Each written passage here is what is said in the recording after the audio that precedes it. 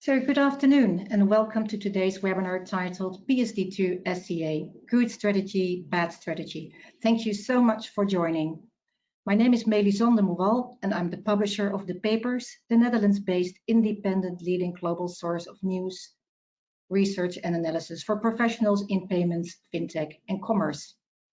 And I'm delighted to co-host and moderate this webinar with Arjun Kakar, Vice President, Strategy and Operations at Ekata. Ekata provides global identity verification via APIs and a SaaS solution. Their product suite is powered by the Ekata Identity Engine that uses machine learning to derive unique data links from their customer network to provide the standard in global identity verification to companies like Alipay, Stripe, Airbnb, and Microsoft. And in the first quarter of this year, Ekata commissioned an interview campaign of 36 acquirer processors PSPs, representing over 60% of EU card non-present volume. And over 80% of companies claimed that they consider SCA as a strategic opportunity. Yet only half of them are building products and solutions that will help them differentiate in the market. In this webinar, we will share some really interesting outcomes of how acquirer processors and PSPs across Europe are dealing with SCA. And furthermore, we will talk about good and bad strategies and what merchants and PSPs can or should do to maximize conversion rates. And as you know, the current deadline of the 31st December 2020 stands for European merchants, so stay tuned. And before we kick off the discussion, I would like to start with some quick notes regarding housekeeping. The presentation will take approximately, max 40 minutes, and we will have 10 to 15 minutes for a Q&A at the end of the webinar. You can ask questions at any time throughout the presentation by typing your questions in the webinar Q&A application. During the presentation, we will compile your questions and I will ask them at the end of the webinar. So Arjun, could you please introduce yourself briefly and let's kick off the discussion.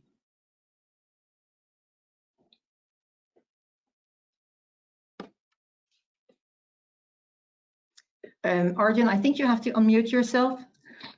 Thank you so much. And please go to the next slide. Thanks for joining. Very valuable reminder. Thank you so much, Melisande. You gave a very good introduction about Ekata. Ekata is just another introduction from my side. As we work on identity signals, and there are 5 identity signals we focus on. That's name, phone, IP, email, and address. And we work with over 1,700 enterprises globally to link digital action back to the human behind it. And that's the extent I'm going to tell you about Ekata. This whole presentation is, and this whole discussion is about what we learned in the market.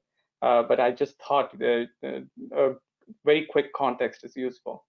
As for me, I lead strategy and operations in Ekata, and I'm also the global lead for payments, and I lead the products as well as the go-to-market globally. So very quickly about what we are trying to do here. The foundation of what we are going to discuss here will be based on multiple conversations that we have had with merchants and PSPs in Europe, as well as an interview campaign that Melisande mentioned that Stratgranat did for us, which is an excellent consulting firm out of Europe. I'm going to share many of these perspectives and the learnings from the market. There is a lot in PSD2 SCA that is based on standards and regulations that I think several of you should try to understand, and I would not claim to be an expert there. But what we do understand, what we do learn is from our interactions with the industry, some of the insights that we get, and I want to share some of those insights. So we saw a lot of variation amongst the different strategies that different PSPs and acquirers, processors, as well as merchants are using. Now, given the magnitude of impact that SCA is expected to get in the market, we thought that these strategies and the execution will pretty much determine who are the winners and losers in the market over, let's say, the next 3 or 4 years. But the impact of it will start being visible pretty much right after execution, within 6 months of when PSD2 SCA comes alive. And of course, we know there are nuances of it we've stuck to the end of year date as per the latest EBA opinion, but different regions like Europe and France have got different dates. So what's my promise to you in what we will talk about here is that if you are a merchant or a payment service provider, you will get something out of this. At least one or two things that are in today's discussion will help you make a better decision or a better strategy for yourself. So let's get started with that. Before I go into too much details of our findings, I wanted to start with almost like a 101 of what is PSD2 SCA. Now, in my previous talks, I realized when you go to the depths without giving the context, sometimes the depth is lost. So let's start there. So the first thing is about secure customer authentication, PSD2 SCA. What is that about, right? You have to authenticate with two or more of these elements. That is something you own, something you know, or something you are. Now, there are various things here, and for example, things you own could be a phone, a card, a wearable device. The key here is that you need to find a reliable way to tie the device back to the user. This means that something like an OTP, that is the one-time password, or a dynamic card with a security, that will work. What will not work is details on a printed card. Anything that is on a printed card does not work as an ownership. Then something you know, something like password, PIN, signature, security question. Again, the key here is that the person should know these things before the transaction, which means that the one-time password, the OTP, cannot be an ownership element, but is an ownership element, but cannot be a knowledge element. We already talked about it as an ownership element. So card details, of course, cannot be an ownership element, as I hope that makes sense. Then something you are.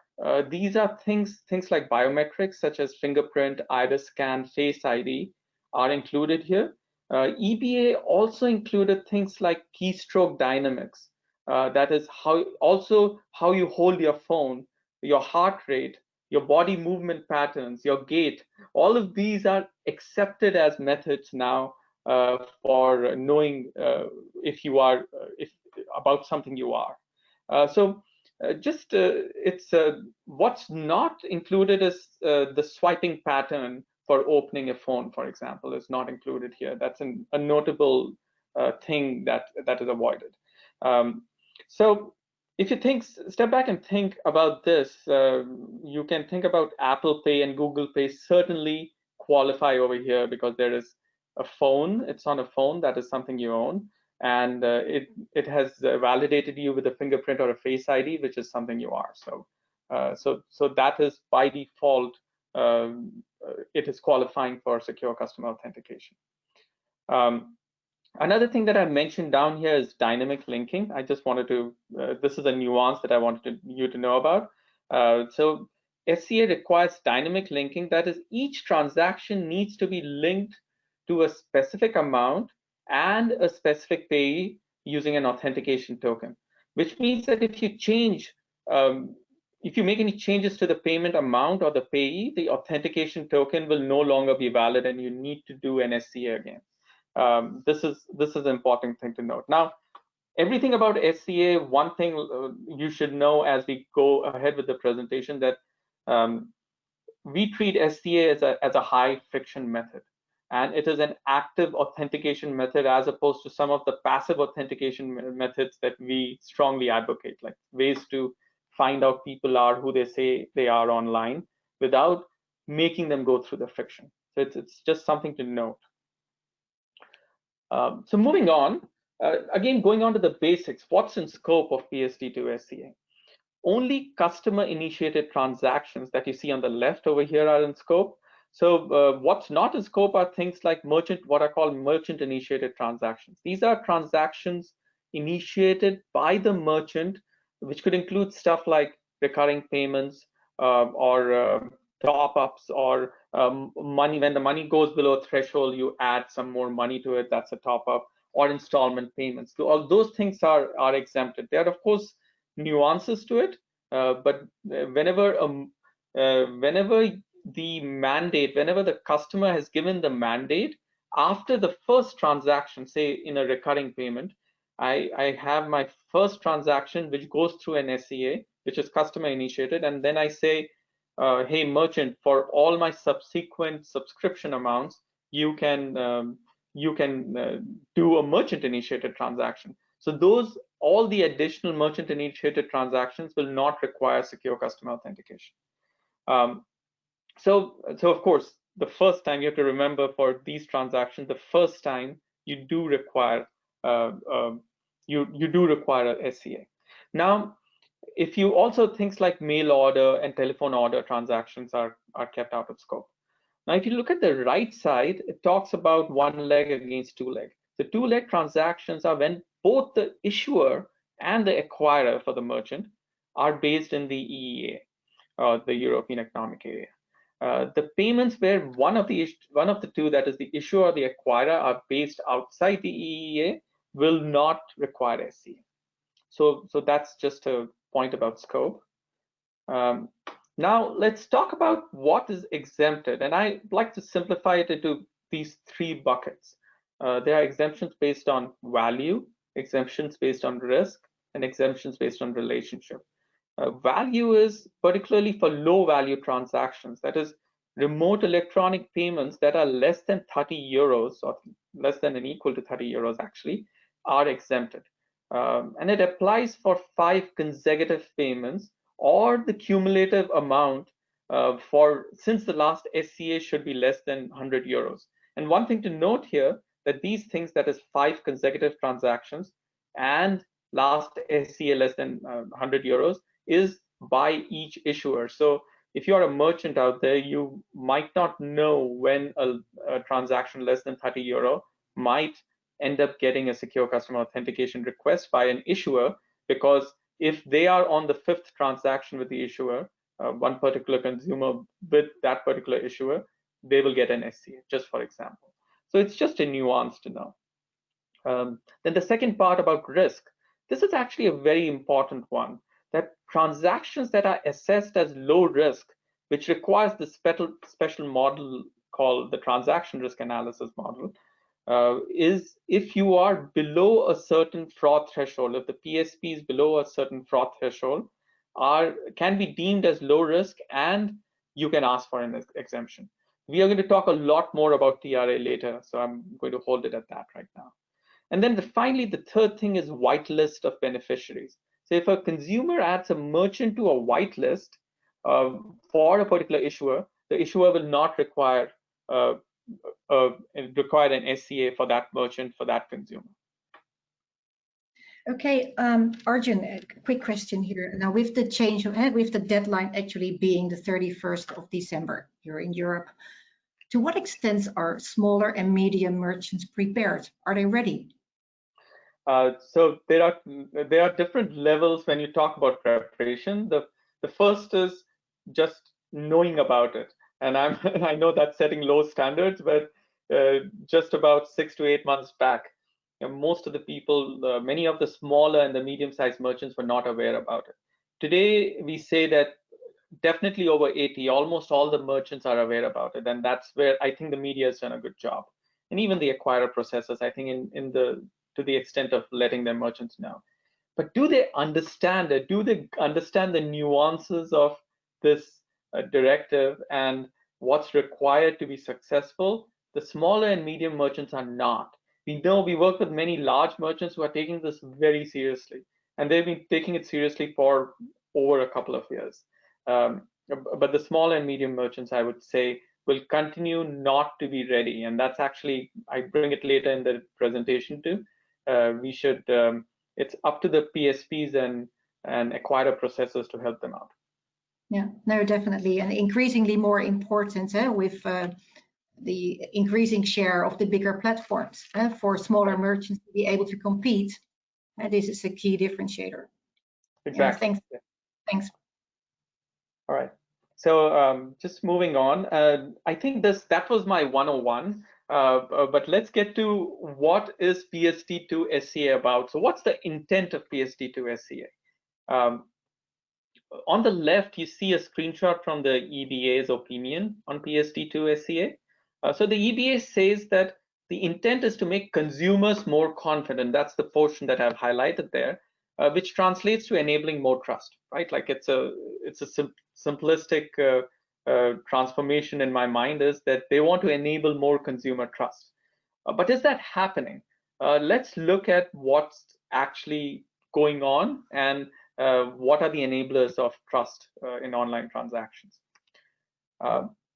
So I simplify it to this figure. There are three major forces that drive consumer trust in online transactions, that are fraud, friction, and false declines. So just for a moment, step back to being a consumer and go to an online platform, and you will think about, when you go to fraud, if there is a fraud on your card and you see that it is from a particular merchant or a particular issuer, you end up trusting them less. That's clearly, and we'll see more information on that. Friction, if you're making me jump through a lot of hoops to buy something online, there's the additional friction makes me feel that you don't trust me, and if you don't trust me, I don't trust you. It's usually what happens with consumers. And finally, false declines. False declines is perhaps the worst culprit, because this is when an authentic customer, you as an authentic customer, are coming to buy something online, and you get an authorization decline or a decline because of fraud. So this is, and again, this is the extreme case of when, like, I am an authentic customer, why did you decline me? And this is when we see our research says that over 30% end up churning. So especially the smaller merchants suffer a lot over here, in which if you end up getting a false decline, over 30% of the customers will actually not come back to you, which is huge, of course, cost of capital, like cost of customer acquisition, lifetime value implications.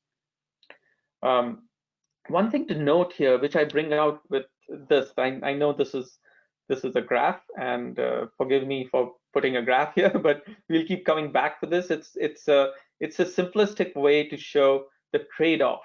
The important message here is that those three factors that I said are actually not independent variables. It's a pretty complex trade-off between fraud, false declines, and friction. So what you see in the horizontal over here is fraud going from low to high. And if you actually go to very high fraud, you end up having the issue of having chargebacks, of course.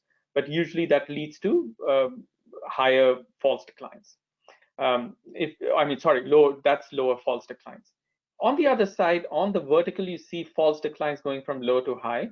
So if you end up having if you improve your performance on false declines, it usually impacts fraud. That is like keeping your doors open. On both sides, the red dots is leading to lower customer trust, and it is leading to a bad customer experience at the end of the day, by one way or the other. So what do people usually do? And I'm sure you as practitioners do it all the time. You balance the two out to this purple dot in the middle, wherein you find a happy medium in which you kind of balance fraud against false declines. And depending on what kind of customer you are, whether you are or what kind of merchant or provider you are, if you deal with very high risk cases, you might over index on the side of having higher false declines but lower fraud. If you deal with luxury items, you will again make sure that you are not shipping expensive luxury items. But if you are shipping things, or if you are dealing with low marginal costs like software products, you are way down to the right here, in which you do not mind high fraud because you're not incurring very much cost. But your false declines rate, that way you keep them very low. So it's important to understand this trade-off, and we'll come back to this. Very quickly on this, does trust matter for online transactions? We did this survey with over 7,000 consumers in US and Europe, and 98% say it does matter. That shouldn't be a surprise.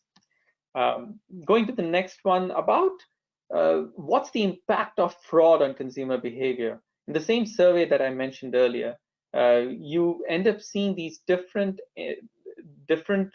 behaviors. Like, what if we ask the consumers that if you encounter fraud on an online platform, how do you feel? And between 60 to 80% are very likely to trust you less, that they will stop using your product, or they start using a competitor's products, or tell bad things about you to others, which is basically negative word of mouth. Now, some of them will do things that will help us, even again negative, but at least will tell us, as in complain directly to us or post negative feedback. At least you will know. In the first 4, you will not even know. So clearly a negative impact of fraud. We all know this, but that's not enough. We also, consumers demand, 92% agree that they want not just a secure and trustworthy experience, so that is low fraud, but also a fast, frictionless experience.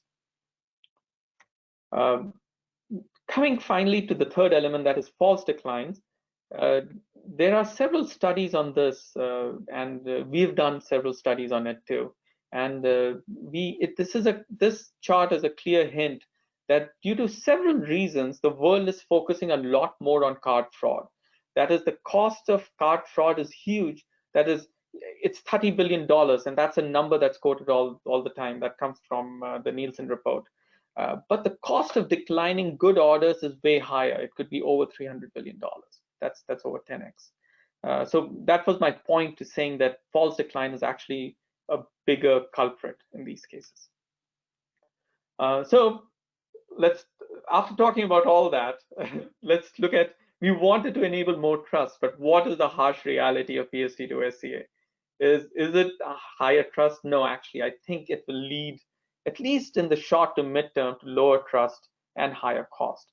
Now, why is that? There are going to be stricter fraud threshold, of course, to reach exemption rates, which we'll talk about more. In case of SCA, the higher number of steps will lead to higher friction and will impact, of course, the conversion rate. So in practice, 3DS2, when it calls for, when it asks for an authentication, it is known to be a very much lower friction method than 3DS1, but there is still a lot of friction. There is over 35, it takes about over 35 seconds to complete, which is high friction. There's also, of course, we have to recognize that MasterCard, Visa, and others are talking about the frictionless experience piece of 3DS2, which is increasing over time. So 3DS2 will get better over time, and you gotta be, we'll again talk about enabling it and making sure you get to 3DS 2.2. But all that said, this is still high friction. The stricter fraud threshold will also lead to higher rates of false declines, and we talked about that because we're going to stricter rates. Looking at the cost side of it, there is a lot of costs that are going to be going up. So first of all, there usually will be a per transaction increase in cost. This 3DS requires a processing cost. Managing exemptions will also usually cost money, and merchants, and finally, I feel it's going to be passed on to the consumer. That's going to happen. And though this will be, the exemption piece will be cheaper than 3DS, but there's still a cost associated with it. The card schemes will start charging authentication fees. And finally, to get all this done, right, like you are developing all of these systems, there's a real development cost involved. So at the end of the day, PSD2 SCA is lower trust at higher cost is the reality. Go ahead, Melisandre. Arjun, this sounds pretty horrible, but I was wondering, do the additional cost for PSD2 SCA compensate for any gain in lower cost of fraud, so what is the gain for merchants? I don't think there is a short-term gain on an average for the industry. It's a very well thought about, it's very well conceived concept, but the execution of it has issues, and that has happened. Of course, you saw GDPR too. There are the core principles are very strong, but at least in the short term, it is going to have a negative impact. Where it might actually help, there might be pretty counter to what was the intention, is to help the small guys. this is actually going to, in the short to midterm, help the bigger guys. So the larger merchants will actually gain from this, because they are more ready than the others, and the smaller merchants could see a lot more churn. A great question there. Yeah, maybe that was not the intention of the whole, basically we talk about inclusion of smaller companies, but anyhow, yeah. let's move on. Thank you. Great. And just the point here is that long term, we feel it's going to stabilize to a better situation. And long term, whether that's 3 years out or a year and a half out, it's hard to say. Yeah. Thanks.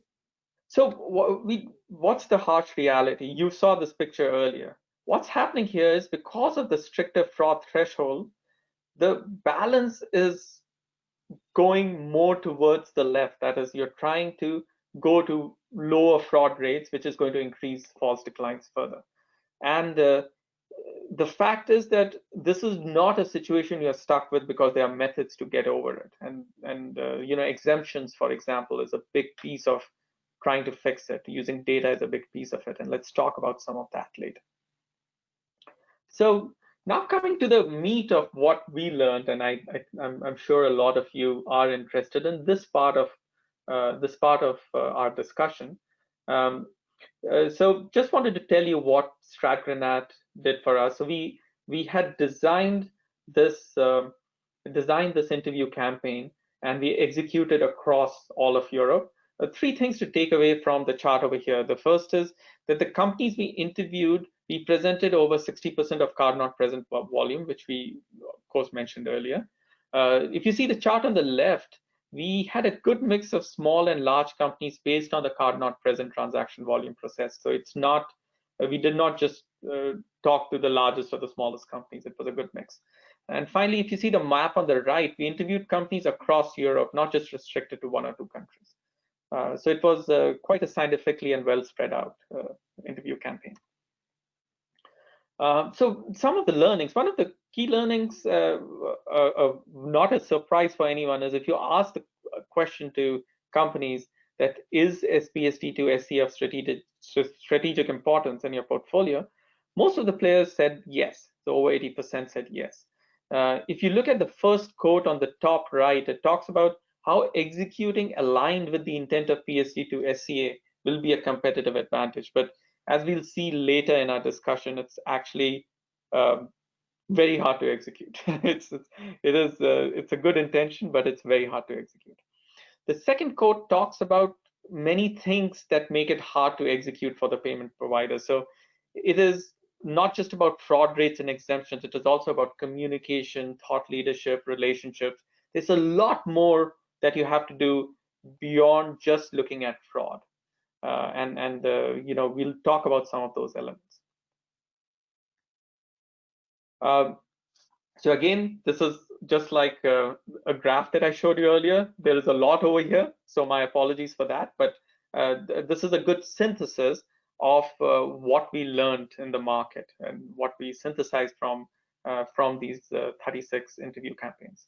So the first is, even though it was 80% said that they feel it is strategic, we realized that only about half of the companies are treating it as a strategic differentiator. So let me talk about this chart first. We split the companies into different buckets based on a couple of criteria. On the horizontal, you see we segmented companies based on whether they are investing in differentiated offerings. This was just one of the parameters, but we realized was deserved to be a major axis. On the vertical, we segmented companies based on the company's market reach. So people with higher card not present volume are higher up on this.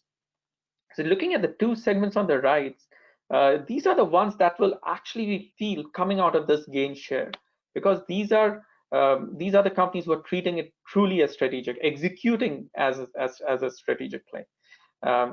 Leaders on the top right are large companies that are making a strategic push towards differentiated offerings to their customers. And these are companies that it's just amazing how much effort they have put into PSD2 SCA. They are almost annoyed that it got delayed because they were so well prepared early on, and how much efforts they had put in right from the start. The challenges at the bottom right are the smaller companies that are seeing this as a unique opportunity to gain market share and are investing into things that will help them gain market share because by offering differentiated offerings. The laggards on the top left treat SCA as a regulatory duty. They do not treat it as a strategic differentiator, even though they might say it. And they will meet the deadline. They will implement 3DS2. They'll do everything. They'll have a TRA. They'll check all the boxes, but they are not doing enough to actually ensuring that their merchants win. Finally, at the bottom left is what I call the question marks, which they have an unclear position. They might have an unclear position maybe because they are a niche player, or maybe because they do not have the resources to put into this. Arjun, a quick question. What is the percentage of e-commerce transactions processed by, let's say, the laggards? How much of the stake of the market is basically not being served well enough, if you want to put it like that? It's a very good question. If you see in this chart, what's on the top end of the chart, even though that is 33% of the companies, represents a large portion of the volume, 80% plus of the volume, because these are, of course, by the chart's definition, larger companies. So the laggards very easily are something like 25-30%. Of course, this is within this customer set, but 30%, 25-30% of the volume you should recognize as you should start getting concerned. And I'm pretty certain that just because of this, because of the fact that they are not investing, it's going to impact their merchants. Thanks. So I just put these, like I look at strategy as always a set of questions that you ask yourselves. So and these questions will help you determine what's a good strategy, what's a bad strategy. First of all, do you have a PSD2 SCA strategy? And I would love it if you ask yourself these questions as we are going through it right now. So if you, because one thing that we saw, consistent theme with the folks on the right in the chart that we were just seeing, was they all had a strategy. They had, if we asked them questions related to it, they had clear answers. They were not half guessing the answers. The second is, how can we improve the consumer experience and trust? And this is central. Like, this is central for merchants and central for acquirer processors and PSPs to also educate their merchants. So leaders have a clear understanding of the fundamentals, such as exclusions. So both what's out of scope, what are the exemptions, what are the details about all of what's out of scope, what are exemptions, and they work on ways to minimize authentication, and they're actively working on that. And also in knowing the customer, there's another nuance over here. Like I mentioned friction, for example. There is a case for, we do not want friction. Friction is bad. But there are places around the world, or there are places in EU, like the Nordic region, for example, where friction is accepted. And so knowing which customer set takes friction, and if you actually make things too frictionless for certain consumers, they will actually lose some trust. So I just wanted to make that point, because you cannot do like a broad strokes kind of strategy. You gotta understand and drill deeper into it. This third question is actually a key question. All right, quick time check. This third question is a key question, that who are the merchants on the margin and how can we help them? And if you look at the merchant population and judge which merchants will suffer the most because of SCA, you will know who are the merchants on the margin. The large merchants are well prepared. We know it. Like, we work with, Carter works with several of them. We know they are well prepared. The smaller ones are the most vulnerable, and these are the ones on the margin. Just to make a point about, if you look at the merchant distribution in Europe, in the US, like Amazon has a big play and is the largest player and with 50% market share. So the top 20 players in the US end up taking over 70% market share. And then there's a tail beyond that. In Europe, it's different. And by our calculations, only about 17 to 18% of the merchants are in the top 20. So the tail is a thicker tail, if you will. So there are merchants on the smaller and the medium and the smaller category who really do need help. And since e-commerce is a rising tide, it's going to keep increasing volume, and these smaller merchants will be big someday. It's very important to try to support them. I think there's a way to make that a strategic differentiator. So how can you do that? You can offer differentiated features, which makes them compete with larger merchants. You can help them understand issuer behavior, which are usually things that larger merchants are doing, but it is not possible for small merchants to always experiment and understand issuer behavior. I'll tell you a little bit more about this later on. The next question here is what are the data and modeling capabilities that will help me differentiate versus against other PSPs, or if you're a merchant, against other merchants. So one of the best ways to differentiate is to develop these capabilities, because fraud is becoming central. With PSD2 SCA coming up, having a fraud strategy is central. I think it's not a subset of a PSD2 SCA strategy. It's a strategy by itself. And gone are the days where you can just rely on a third party and say that this is not core. But fraud will be core for any PSP or acquirer processor who wants to win in the market. And you close your eyes and see all the acquirer processors who are already winning or are likely to win, and you'll see that they end up investing in fraud strategies. Then finally, there is a question that you always create, and some of it is a pricing question, but what's the value we create and what is the value we capture? Value we capture, of course, is pricing. Value we create also depends on understanding how many costs you're incurring and how are others pricing for that cost, or are others pricing for PSD2 SCA related elements, and I can tell you a little bit more about it. And then finally, how much value does what I offer add to the merchant and to the end customers, and based on that you price it accordingly. So you need to answer all of these questions to design a good strategy.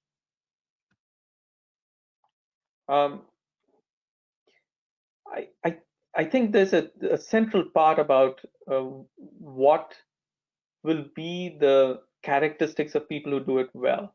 Those who will do it well will solve the consumer trust issue and understand the consumers better and understand the end customers better and solve that trust issue. And this is, of course, a lot on merchants, but a lot on PSPs too, because you indirectly impact consumer trust. How do we trust that? I recommend these three lead levers, that is hygiene, sharing, and data. And let's talk about each one of them. So the first thing around hygiene, these are execution related things. So first of all, you got to minimize authentication. So the chart on the left is MasterCard's data. Actually, it's the estimates of the impact of PSD2 SCA on EU e-commerce volume. You will see about half the volume would need an SCA step up based on what they saw in close to around Q1 of this year.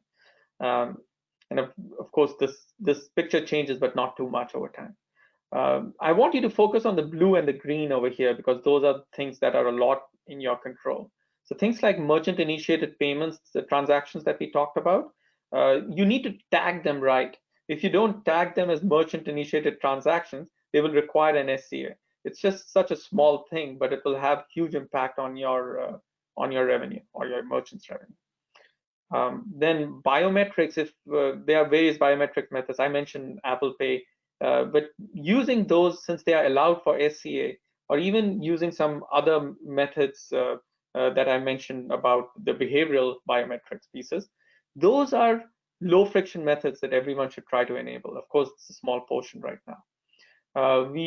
There's also the point about the ability to tag, the ability to go with whitelists, and that's a central piece of at least the promise of PSD2 SCA.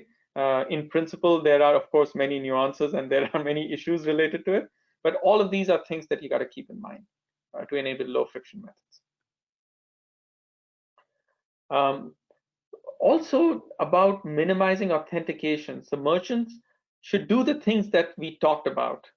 This is the format that I'm going to present the next few slides and discuss the next few slides, in which we talk about merchants and what processors and PSPs will do.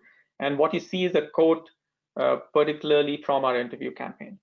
So while the merchants need to focus on doing all the things that we talked about in the last slide, what the processors and PSPs need to do is educate and help the merchants, particularly those with the limited resources, to actually enable these things.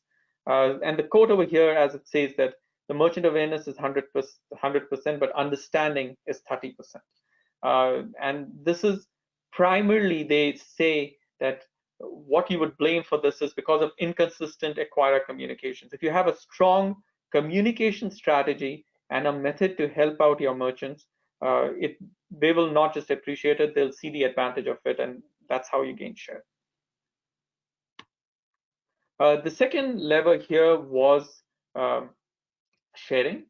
And so for the riskier transactions, you need to send the issuer more data to give the issuers the confidence. The standard for sending authentication data is, of course, 3DS, and everyone should be moving towards the latest version. 3DS2 offers many advantages and such as consistent user experience. 3DS1 had, of course, major issues, and native app support, biometric authentications, just to name a few. So as of Q2 2020, like where we are right now, a lot more merchants and PSPs have started acquiring 3DS, and a lot more genuine customer transactions are going into 3DS. Understand it? You had a question? Sorry. Okay. Just for the interest of time, I'm going to speed up for the last few slides so that we have enough time for questions. So also it's important to know and optimize the ecosystem. So issuers, have the final say on the authorization, and the issuer behavior varies a lot. The best way to figure out what is the issuer behavior is not ask them actually to do experimentation. The first step I would say is start sharing data with issuers, right? Like start using 3DS2 and sending data to issuers. But also, and they will start getting the data, they'll start collecting it. They might not act on it today, but they have the repository of data. And the better issuers will start analyzing that at some stage. But you have to understand things like different issuers have different behavior in what the exemptions they grant, the trends in authorization over time, the data they would like to see. All of that varies across issuers. The best way to do that is experimentation.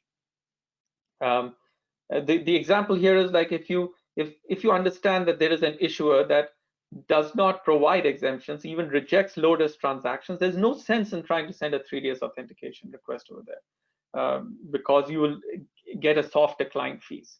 On the other hand, if you know what's the behavior that will get you get the transaction authenticated, go ahead with 3DS and send an authentication request, and that will reduce consumer friction. When it comes to the central part of optimizing fraud rates, this is perhaps the most important thing and the hardest thing to do.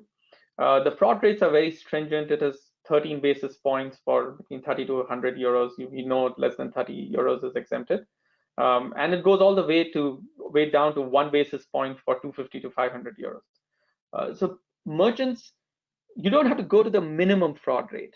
You have to figure out what's the optimum fraud rate for you while trying to get to the right threshold. And this applies for PSPs too. And it's a balancing act. So you have to recognize the balancing act that we talked about and get to the right fraud rate. And what we found very encouraging from the PSPs was that over 75% of PSPs that are over 1 billion euros in card not present are starting to utilize AI-based fraud screening. And they are developing solutions for AI-based fraud screening, mostly because of PSD2 SCA. And of course, a lot of these lie on the leader bucket or the challenger bucket, but there are many companies that are starting to do that.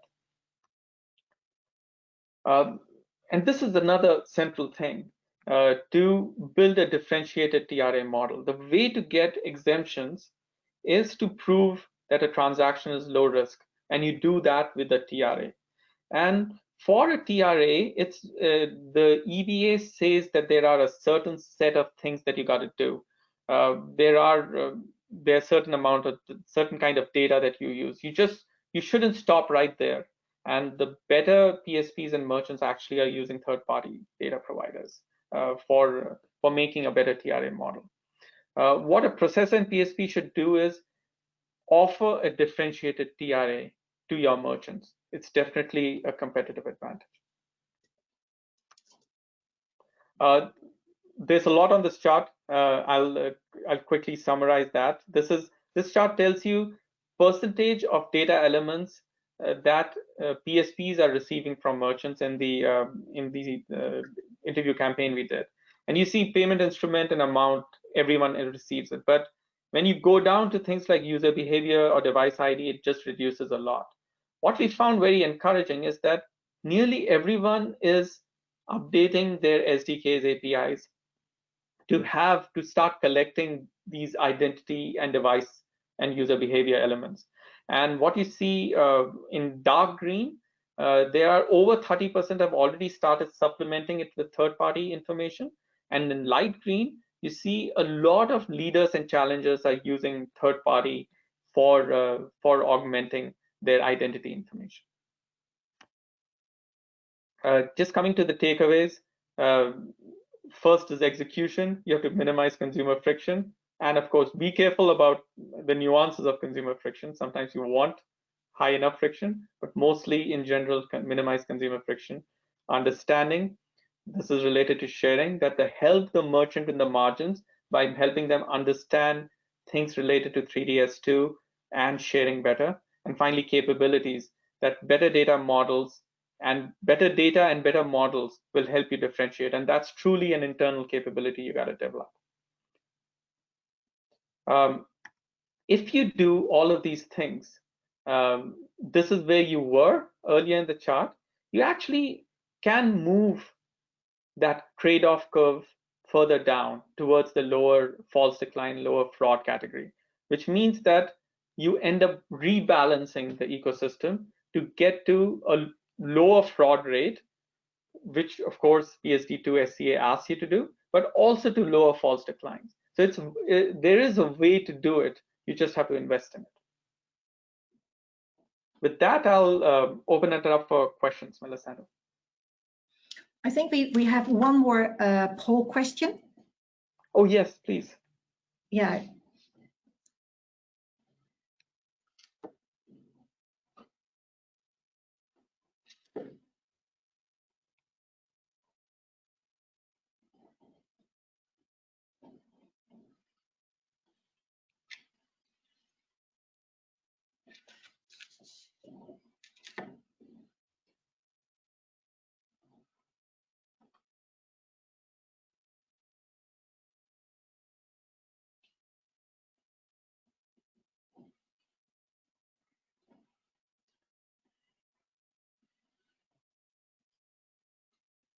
Okay, well, thank you. Thank you for, I think we had the poll question run well.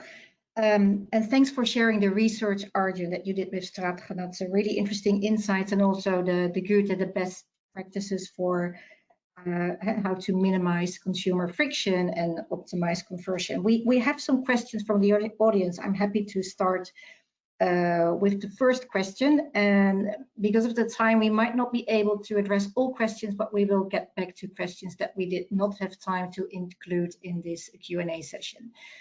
So the first question relates to yeah, I would say omni-channel commerce. So how would it relate to in-store transactions rather than online? Do we have to spend a new infrastructure in the store as well? And so having to go through, if you do an online transaction in store, do you still need to go through the whole SCA, or how does that work? The SCA, just by nature of having a card, you already have a two-factor over there. It's fine. I think the one big question that comes up is contactless, especially with COVID-19 coming up. Contactless is gaining a lot of prominence. Contactless is also exempt. I had not mentioned this in the presentation, but it's a good question. This came up. Contactless below a certain limit. It used to be 50 euros, but there are new limits on it. If you are below the limit, contactless does not require SCA, but beyond it, it will require SCA. So needless to say, like you have to, if you are doing an in-store thing, you have to keep PSD2 SCA in mind, especially if you're looking at contactless methods. Yeah, and one attendee asked, like, is SCA a hammer to crack a nut? Is there a problem, or is it totally unnecessary? What is your take on that? I think it's I think PSD2 in general, PSD2 SCA in particular, is a great framework. As I said, I think it's an excellent framework. In fact, I talk to PSPs in US, and I recommend the same framework. Without the extremely stringent fraud rates, the unfortunate thing is that if they would not have put these extremely stringent fraud rates, whenever the regulator does that, it creates the imbalance that we talked about. But the concept of enabling consumers and merchants to share information through 3DS to the issuers so that they can make decisions better makes what I call a closed loop system. And that closed loop system actually long-term enables more trust. So to give you the short answer, they made a very bad hammer over here in the execution, but long-term, I'm very optimistic. Yeah. You know, while the Commission and the EBA have made it clear that no further delay will be accepted, might pushing for a deferment of enforcement be more politically acceptable, or do you just think, you know, live with it, it will be the 31st of December? I would say, you know, I have spoken in public in the past, saying very confidently that deadline will get delayed. And I now recognize that it won't. It won't. Yes, and we should, and even when I said that the deadline will get delayed, I was very confident about it because I was talking to the industry, and everyone in the industry was saying it should get delayed. Even while I say that, when I said that assume that the deadline is end of the year, because you gotta be well prepared now. You almost have to, the fact that you should start sending the data, additional data to issuers as of now is of paramount importance, because that actually sets you up for longer term success. So execute faster. Yeah. You've talked with a lot of PSPs during these interviews. I'm not sure whether you can answer this question, but from your experience, are PSPs planning to use TRA straight after the deadline, or will they leave Article 18 for TRA for when they have more experience and just implement the basic exemptions like low value transaction, and then basically, yeah, move on? It's a very, very good question. And people are, if you see that entire leader set, or like the folks on the right, they have their TRAs ready. So they have a method for implementing right away. And if there is a method, they will execute on it sooner than later. But all that said, there are there are so many people we talk to who are just now thinking about it. So I believe there will be quite a portion of the market that will not even be ready with the TRA by the end of the year. So they will be using those other exemption methods, at least in the short term. Yeah, and if we're looking to the issuer side, to what extent? Because there's no delay, no delay. But what is the impact for issuers? Are they ready? Are they all ready for 3DS 2.0? Are they all ready for offering whitelisting? And what is the consequence if they're not ready? Again, a great question. So the issuers are the key here, and in some ways, the part that the issuers in this case, like suddenly it becomes understanding issuers so much more important because of PSD2 SCA. It was always important, but it is just so much more right now. I'm calling that out because whatever the first answer, let me first answer your question. Will issuers be ready? The larger ones will be.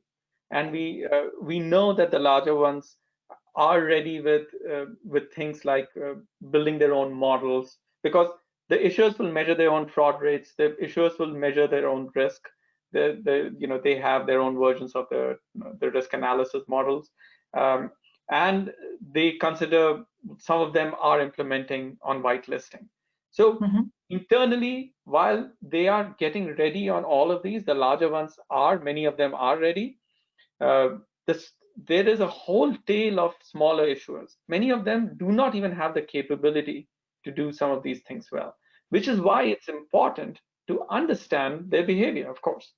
One thing that I would mention about whitelisting is that even though many issuers are, have the capabilities to set it up, and also internally as systems set it up, Amex was one of the earliest. One of the issues that they are struggling with is, how will it take shape in real life? Like if one of my largest merchants gets a whitelist and then a lot of fraud comes from there, how does that impact my overall portfolio? Yeah. So these are questions. They're just such gnarly, hard to answer questions, even for issuers. So it's not a capability issue for the larger issuers. It's whether I should do it and how should I roll it out. So since the audience here is acquirer processors, VSPs, and merchants, I would strongly recommend that you have the power of consumers. So try to make your consumers understand the value of whitelisting, and issuers listen to consumers, because at the end of the day, the consumers are their customers. So you can make that happen. Yeah, and is there? I mean, where can you find information about how issuers implement stronger customer authentication? Of course, there's 3DS 2.0, might be done in different ways. There's also other means of authentications. Are they ready or not for whitelisting? What do they offer? Is that somewhere available, this information, or how do we get to that, very relevant data? As far as I know, there isn't a source of it. The best way to find out is actually experimenting and having conversations. So the largest issuers that impact you have to start understanding them. You can work with some third parties who can try to help you with that. But in general, I would say if you have the bandwidth to get that done, it is strategic to do it. Yeah, there's one more question that I wanted to ask. One question from the audience, and then I'm afraid that we are at the end of the webinar. How will parking organizations that only have automated voice payments facilities, no call centers, be able to comply with SCA, given the EBA have not granted exceptions to IVR related activities? That is a really it's a question that I thought about a while back, and I actually do not have a clear answer. I think this is another example of what you're seeing in the market. There are these use cases that a regulatory body has not completely thought about, and it's surely something that calls for the industry leaders going and talking to the industry about it. As far as I know, I don't have an answer for that. Okay. Sorry to put your last answer as something I cannot answer. Well, maybe you can answer that one more, and then we quit. Can we trust that PSPs and bank will do for merchants most of what's needed and inform the merchants what they should do? Because that's what we are generally pay for as commissions. I mean, that's what we pay them for. So yes. What do you see happening in practice? Do they do a good job there? You know, the ones who will win will, and they don't. Not everyone does. And we saw in these interview campaigns, I was almost surprised that there are companies that exist that do not. It's you know, it almost feels like some of them are collecting tax. You know, it's you gotta give it back to your customer set, right? Like your merchant customers, and they are not doing their duties. But you will know. I mean, armed with the information that you know today, if you're a PSP, you should know like what you should be doing. If you're a merchant, you should know what PSPs are doing, and judge whether your PSPs are serving you well, and be demanding about it. And if not, then just change ship. Go with others. It's a great way to end this webinar. Just change ships. Go look after a more forward-thinking PSP. Well, thank you so much for your time, Arjun, for sharing your insights, for addressing the questions. And we will send a link to the webcast shortly. And we will also address questions that we did not have time to include in this webinar, which were quite a lot. I wish you all a very good day and a lovely sunny evening. At least it's very sunny here in Amsterdam. And have a great rest of the day. Thank you so much. Thank you, everyone. Thanks for attending. Thanks, Melissa. Bye-bye.